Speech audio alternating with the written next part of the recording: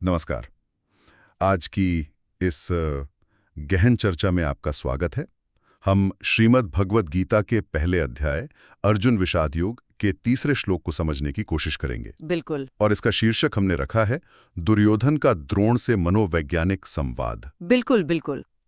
आज हम इस एक श्लोक की परतें खोलेंगे, इसके शब्द, इसका भावार्थ और वो मनोवैज्ञानिक खेल जो कुरुक्षेत्र में युद्ध शुरू होने से ठीक पहले खेला जा रहा था। हाँ, ये देखना दिलचस्प होगा कि कैसे दुर्योधन के शब्द सिर्फ सूचना नहीं थे। हाँ, उनमें गहरा कटाक्ष और चालाकी भी थी। तो चलिए इस विश्लेषण में उतरते हैं।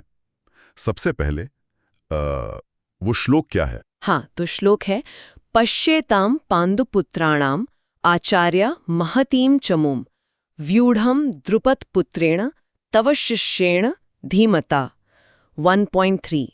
और इसका सरल सा अर्थ है कि हे आचार्य, पांडु पुत्रों की इस विशाल सेना को देखिए जिसे आपके ही बुद्धिमान शिष्य द्रुपद पुत्र यानी धृष्टद्युम्न ने व्यूह रचना करके सजाया है। व्यूह रचना मतलब वो मिलिट्री फॉर्मेशन? हाँ, एक खास तरह की सैन्य जमावट। अच्छा, और ये शब्द कौन कह रहा है, किससे कह रहा है और कब? वो सीन क्या है? देखिए, ये शब्द दुर्योधन कह रहा है अपने गुरु द्रोणाचार्य से। अपने गुरु से? हाँ। जगह है कुरुक्षेत्र का मैदान। दोनों सेनाएं आमने सामने खड़ी हैं, युद्ध के लिए बिल्कुल तैयार। माहौल में तनाव होगा पूरा। बहुत ज्यादा। और ऐसे में दुर्योधन द्रोण के पास जाकर पांडवों की सेना की तरफ इशारा करके ये कहता है युद्ध बस शुरू ही होने वाला है। अब देखिए, युद्ध से पहले सेना दिखाना, शत्रु की ताकत बताना, ये तो ठीक है, शायद अपनी सेना को अलर्ट करने के लिए। हाँ, ऊपरी तौर पर तो यही लगता है।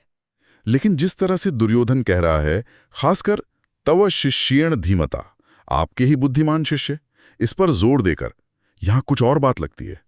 ये सिर्फ सैन्य जानकारी तो नहीं लग रही। बिल्कुल सही पकड़ा आपने। ऊपरी तौर पर यह सैन्य अवलोकन है।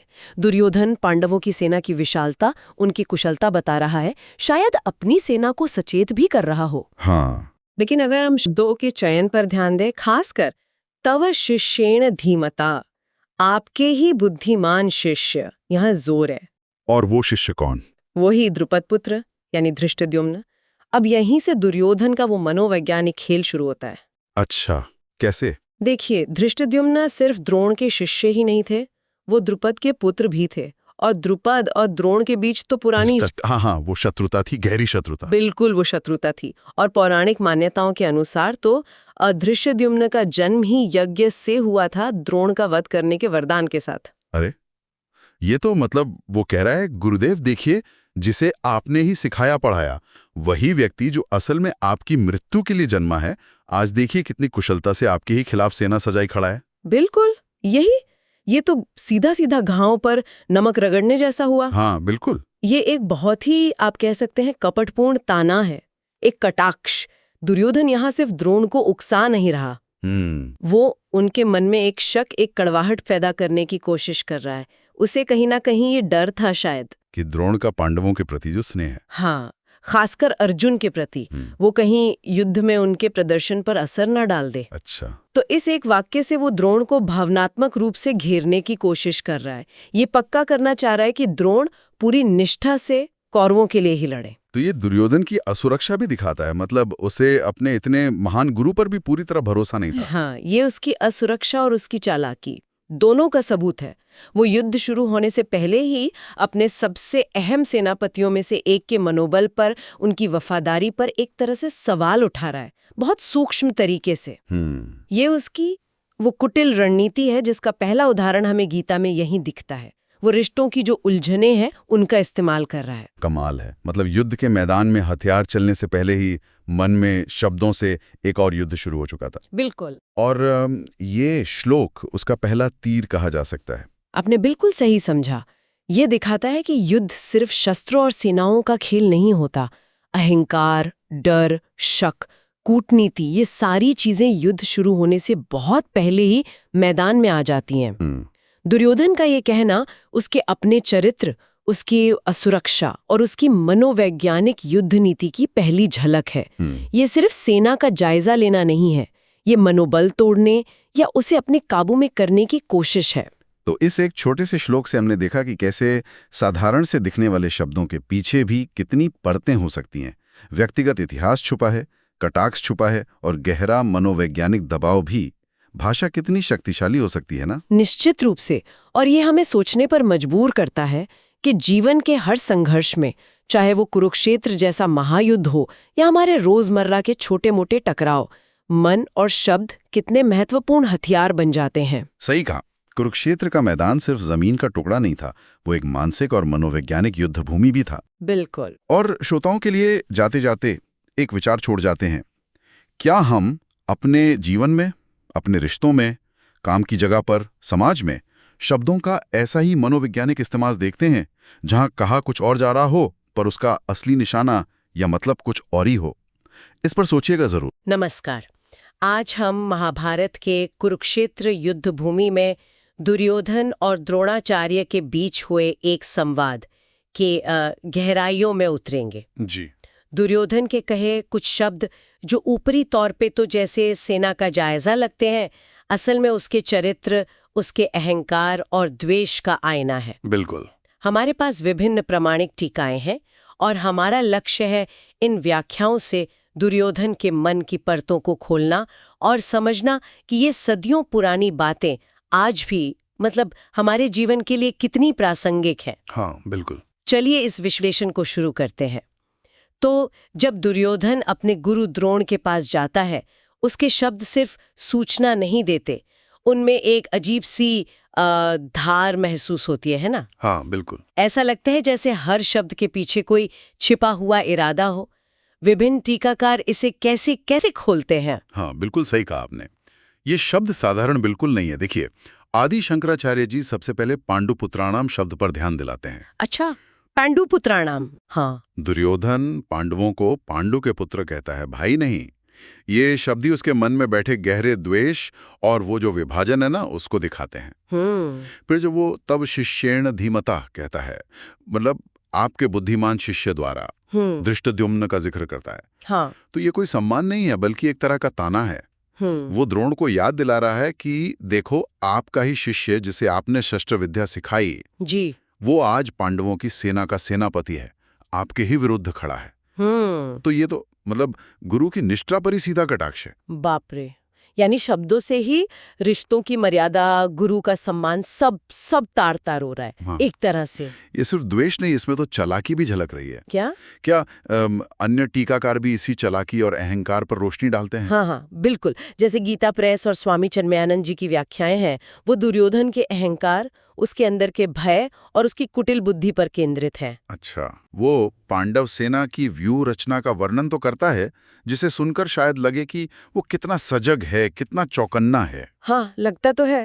पर स्वामी चिन्मयानंद जी कहते हैं कि ये असल में उसकी अंदरूनी असुरक्षा और डर को छुपाने का एक तरीका है। ओह। और वो जो धीमता शब्द का प्रयोग करता है ना, धृष्टद्युम्न के लिए बुद्धिमान, वो भी असल में चापलूसी और कूटनीति है। चिन्मयानंद जी तो इसे अशुभ की घोषणा तक कहते हैं। उनका मानना है कि तव शिष्येण कहकर दुर्योधन असल में द्रोण को उकसा रहा है। हाँ, उनमें क्रोध जगाना चाहता है ताकि वे पांडवों पर और निर्ममता से, पूरी कठोरता से प्रहार करें। ये उसकी कुटिलता का प्रमाण है, जहां वो अपने गुरु को भी एक मोहरे की तरह इस्तेमाल करने की कोशिश कर रहा है। समझ गए। तो एक तरफ तो वो अहंकार दिखा रहा है, अपनी सेना बता रहा है, उनकी सेना देख रहा है, और दूसरी तरफ अंदर ही अंदर डरा हुआ भी है। हाँ, बिल्कुल, डर भी है। और उसे ढकने के लिए ये चालाकी, ये कूटनीति। डॉक्टर एस राधाकृष्णन कैसे देखते हैं इन शब्दों को? क्या वो इन भावनाओं का कोई सूत्र पिरोते हैं? हाँ, डॉक्टर राधाकृष्णन बहुत स्पष्ट रूप से 3 बातें सामने लाते हैं। पहला, अहंकार। अपनी सेना और पांडवों की सेना के वर्णन में ये झलकता है। जी। दूसरा, कपट। वो जो तव शिष्येण वाली बात है, उसमें छिपी चालाकी। हाँ। और तीसरा, द्वेष। पांडुपुत्राणाम कहकर भाइयों से जो शत्रुता है वो। अच्छा। वो इसे एक ऐसे मतलब त्रिकोण की तरह देखते हैं, जहां अहंकार, कपट और द्वेष एक दूसरे को बढ़ाते हैं। जी। एक नकारात्मक भाव दूसरे को जन्म देता है और चरित्र को, आप कह सकती हैं, पूरी तरह विषाक्त कर देता है। ये विश्लेषण तो स्वामी विवेकानंद के दर्शन से भी जुड़ता हुआ सा लग रहा है। जहां वो आंतरिक चरित्र की शक्ति पर इतना जोर देते हैं। हाँ बिल्कुल। स्वामी विवेकानंद ने भले ही इस श्लोक पर सीधी टिप्पणी न की हो, पर उनके विचारों के आलोक में देखें तो दुर्योधन का व्यवहार असुरी प्रवृत्ति का सटीक उदाहरण है। असुरी प्रवृत्ति। हाँ, यानी वो नकारात्मक, अहंकारपूर्ण और विनाशकारी मानवीय स्वभाव। जी। विवेकानंद जी कहते थे कि असली शक्ति बाहरी सेना या संसाधनों में नहीं होती, बल्कि चरित्र की दृढ़ता, नैतिकता और निस्वार्थता में होती है। दुर्योधन बाहरी शक्ति के नशे में चूर था, पर उसका आंतरिक चरित्र वो खोखला था, और यही उसके पतन का मुख्य कारण बना। इन सभी व्याख्याओं से ये तो एकदम साफ है कि दुर्योधन के वो शब्द महज संवाद नहीं थे, बल्कि उसके भीतर जो अंधेरा पल रहा था, अहंकार, असुरक्षा, द्वेष, कपट, उसी का प्रतिबिंब थे। जी। अब सवाल ये उठता है कि हजारों साल पुरानी इस कहानी का, इस चरित्र का आज हमारे जीवन में क्या महत्व है? ये आज कैसे प्रासंगिक है? इसका महत्व बहुत गहरा है और कई स्तरों पर है। देखिए, अगर हम मानसिक स्तर पर देखें तो दुर्योधन की वाणी नकारात्मकता और जहर से भरी है। सही बात है। ये हमें सिखाता है कि हमारे शब्द सिर्फ बाहर नहीं निकलते, वो हमारे मन की स्थिति को भी दिखाते हैं और हमारे मानसिक स्वास्थ्य पर असर डालते हैं। आज की भागदौड़ भरी जिंदगी में जहां तनाव और टकराव इतने आम हैं, वहां सकारात्मक और सम्मानजनक संवाद की कीमत वो और भी बढ़ जाती है। और सामाजिक स्तर पर वो पांडुपुत्राणम वाली बात, वो तो आज भी बहुत ज्यादा प्रासंगिक लगती है, जहां हम और वो में इतने बटे हुए हैं। एकदम सही कहा आपने। पांडुपुत्राणम कहकर उसने खून के रिश्ते को भी नकार दिया। ये आज समाज में जो विभाजन बढ़ रहा है, चाहे वो परिवारों में हो, समुदायों में हो या देशों के बीच, ये उसकी तरफ साफ इशारा करता है। ये दूसरे के प्रति घृणा और असहिष्णुता के खतरों को उजागर करता है और हमें याद दिलाता है कि सामंजस्य, सहानुभूति और रिश्तों को सहेजने की कितनी जरूरत है। और आध्यात्मिक दृष्टिकोण से देखें तो ये अहंकार का पाठ पढ़ाता है कि अहंकार कितना विनाशकारी हो सकता है। निश्चित रूप से आध्यात्मिक दृष्टि से दुर्योधन का चरित्र असुरी संपदा का प्रतीक है। अहंकार, दंभ, क्रोध, कठोरता, भगवद गीता में से आध्यात्मिक पतन का मार्ग बताया गया है। जी। दुर्योधन का अंत उसके अहंकार के कारण ही हुआ। इसके विपरीत आध्यात्मिक उन्नति के लिए देवी संपदा चाहिए, विनम्रता, सत्य, अहिंसा, करुणा। हाँ। और देखिए, गुरु द्रोण के प्रति उसका जो अनादर था, वो ये भी दिखाता है कि गुरु के प्रति श्रद्धा और सम्मान के बिना ज्ञान और मुक्ति का मार्ग कितना मुश्किल, लगभग असंभव है। तो मतलब दुर्योधन की कहानी एक तरह की चेतावनी है कि कैसे अनियंत्रित अहंकार, द्वेष और नकारात्मक सोच न केवल व्यक्ति को, बल्कि उसके पूरे परिवेश को, समाज को विनाश की ओर ले जा सकती है। बिल्कुल। और ये विश्लेषण हमें एक बहुत महत्वपूर्ण सवाल पर लाके छोड़ता है। क्या? दुर्योधन बाहरी सेना, बाहरी शक्ति और बाहरी दुश्मनों पर ही ध्यान देता रहा, लेकिन अपने भीतर बैठे असली शत्रुओं को, अहंकार, ईर्ष्या, द्वेष, वो कभी पहचान ही नहीं पाया। उन पर विजय पाना तो बहुत दूर की बात है। तो सोचने वाली बात यह है कि आज के जीवन में हम अपना ध्यान किन बाहरी चीजों पर लगा रहे हैं? सफलता, प्रतिस्पर्धा, दूसरों की कमियों पर, जबकि शायद असली लड़ाई वो हमारे अपने मन के भीतर लड़ी जानी बाकी है। ये एक बहुत गहरा विचार है। इसी विचार के साथ आज की ये चर्चा यहीं समाप्त होती है। आइए आज महाभारत के एक बहुत ही जटिल पात्र पर बात करते हैं, दुर्योधन। हाँ, दुर्योधन।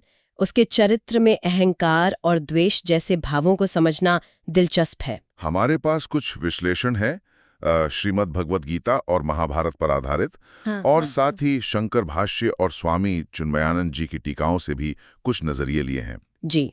कोशिश ये रहेगी कि दुर्योधन के व्यवहार से जो सीख मिलती है उसे समझें और देखें कि वो आज हमारे जीवन पर, परिवार, समाज पर कैसे लागू होती है। हाँ, ये वाकई में बहुत प्रासंगिक है। कैसे हजारों साल पुराना एक पात्र हमें आज भी सोचने पर मजबूर करता है। सही बात है। स्रोत बताते हैं कि कुरुक्षेत्र में जैसे दुर्योधन अपने गुरु द्रोणाचार्य से मिला, वो जो बातचीत है वो सिर्फ युद्ध की बात नहीं थी। हाँ, बिल्कुल। वो उसके अहंकार और कपट का एक बड़ा उदाहरण है। हाँ, वो प्रसंग जरा सोचिए। युद्ध से ठीक पहले दुर्योधन जाता है द्रोणाचार्य के पास। ऊपर से तो लगता है कि वो पांडव सेना की तारीफ कर रहा है ना, कितनी व्यवस्थित है, कितनी शक्तिशाली है। हाँ, तारीफ जैसा लगता है। मगर फिर बड़ी चालाकी से वो दृष्टिद्युम्न की तरफ इशारा करता है। जो द्रोण के ही शिष्य थे। हाँ, उनके ही प्रतिभाशाली शिष्य, पर अब पांडवों के सेनापति। और दुर्योधन उन्हें कहता तो है आपका बुद्धिमान शिष्य, पर साथ ही ये भी जता देता है कि वो अब शत्रु है। बिल्कुल, और शायद आपके लिए ही खतरा है। यहीं पर बात गहरी हो जाती है। जैसा टीकाकार भी कहते हैं, ये सिर्फ चालाकी नहीं थी या सिर्फ सैन्य रणनीति नहीं। तो फिर क्या था ये? ये दुर्योधन के अंदर जो डर था ना, उसे छिपाने का एक तरीका था। वो डर को बहादुरी बनाकर पेश कर रहा था। अच्छा। उसकी बातों में आपको चापलूसी भी दिखेगी, कटाक्ष भी, सम्मान का दिखावा भी और उकसावा भी। हाँ, वो मिश्रण साफ दिखता है। श्रोत इसे अहंकार और द्वेष का एक घातक मिश्रण मानते हैं। एक ऐसी हालत जहां इंसान की अपनी नेगेटिव भावनाएं उसे सच देखने ही नहीं देती। बिल्कुल, और इसका असर सिर्फ उस तक नहीं रहा। सही बात है। अगर हम स्रोतों से मिली सीख को देखें तो ये कई स्तरों पर सोचने पर मजबूर करता है। जैसे व्यक्तिगत स्तर पर। हाँ, व्यक्तिगत स्तर पर ये एक आईने की तरह है। क्या हम भी कभी अपने अहंकार या द्वेष में इतने डूब जाते हैं कि सच को तोड़ मरोड़ देते हैं? क्या हम भी अपनी कमजोरियों को झूठी बहादुरी के पीछे छिपाते हैं? ये हमें विनम्रता और खुद को सुधारने की जरूरत याद दिलाता है। और पारिवारिक स्तर पर? पारिवारिक स्तर पर तो दुर्योधन का अपने ही भाइयों से बैर, वो कपट, ये दिखाता है कि ऐसी भावनाएं परिवारों को कैसे तोड़ देती हैं। हाँ, ये तो है। ये एकता, आपसी सम्मान और माफ करने की जो भावना है, उसके महत्व को बताता है। और ये सिर्फ परिवार तक तो सीमित नहीं रहता होगा, है ना? समाज और देश पर भी असर होता होगा। जरूर। राष्ट्रीय स्तर पर देखें तो ये एक सबक है कि विभाजन वाली सोच, नैतिक मूल्यों को नजरअंदाज करना और सिर्फ अपना हित देखना, ये कितना विनाशकारी हो सकता है। सही कहा। एक अच्छे समाज और देश के लिए तो आपसी मेलजोल, सच्चा नेतृत्व और सबकी भलाई की सोच जरूरी है। और अगर इसे वैश्विक स्तर पर देखें तो आज भी दुनिया में जो इतने संघर्ष हैं, तनाव हैं, उनके मूल में कहीं ना कहीं यही अहंकार, द्वेष, दूसरों को ना समझने की प्रवृत्ति ही तो है। शांति और सहयोग का रास्ता तो मानवीय मूल्यों और आपसी समझ से ही निकलेगा। सही कहा। तो मतलब सार ये निकलता है कि अहंकार, द्वेष और कपट भरी बातें, ये सब मिलकर विनाश का रास्ता बनाते। हाँ। दुर्योधन का अपने गुरु के लिए अनादर, भाइयों से दुश्मनी, ये सब उसकी आध्यात्मिक अंधकार की निशानी थी। श्रोत, इसे आसुरी संपदा कहते हैं ना? हाँ। जी बिल्कुल। आसुरी संपदा यानी वो नकारात्मक गुण जैसे अहंकार, गुस्सा, कपट, जो इंसान को नीचे ले जाते हैं, पतन की ओर। और इसके विपरीत? इसके विपरीत है दैवी संपदा, सद्गुण, जैसे सत्य, अहिंसा, विनम्रता, क्षमा। यही गुण इंसान को अंदर से मजबूत बनाते हैं, जीवन में सच्ची शांति और सफलता दिलाते हैं। दुर्योधन ने आसुरी रास्ता चुना, जिसका अंत बुरा हुआ। हाँ, संदेश तो साफ है। हमें दैवी गुणों को चुनना चाहिए, उन्हें विकसित करना चाहिए। तो इस पूरी बातचीत से हमने क्या समझा? दुर्योधन का चरित्र एक तरह की चेतावनी है, एक सबक है कि नकारात्मक भावनाएं हमें कैसे भटका सकती हैं और उनका अंजाम क्या होता है। हाँ, अपनी बातों को, अपनी वाणी को शुद्ध रखना, अहंकार पर काबू पाना और रिश्तों में खासकर गुरुओं और परिवार के साथ सम्मान और सच्चाई बनाए रखना कितना जरूरी है। और ये बातें सिर्फ पुरानी कहानियों की नहीं हैं। ये सिद्धांत हमारे रोज के जीवन में लागू होते हैं, घर में, काम पर, समाज में, हर जगह। हाँ बिल्कुल। अब सोचने वाली बात यह है कि हम अपने रोज के व्यवहार में इन नकारात्मक चीजों को, अहंकार, द्वेष, कपट, इनको कैसे पहचाने? हाँ, ये महत्वपूर्ण सवाल है। और उससे भी ज्यादा जरूरी, हम जानबूझकर अच्छे गुणों को, सत्य, करुणा, विनम्रता, इन्हें कैसे विकसित करें? शायद यही लगातार सोचना हमें एक बेहतर, ज्यादा शांतिपूर्ण जीवन की तरफ ले जा सकता है।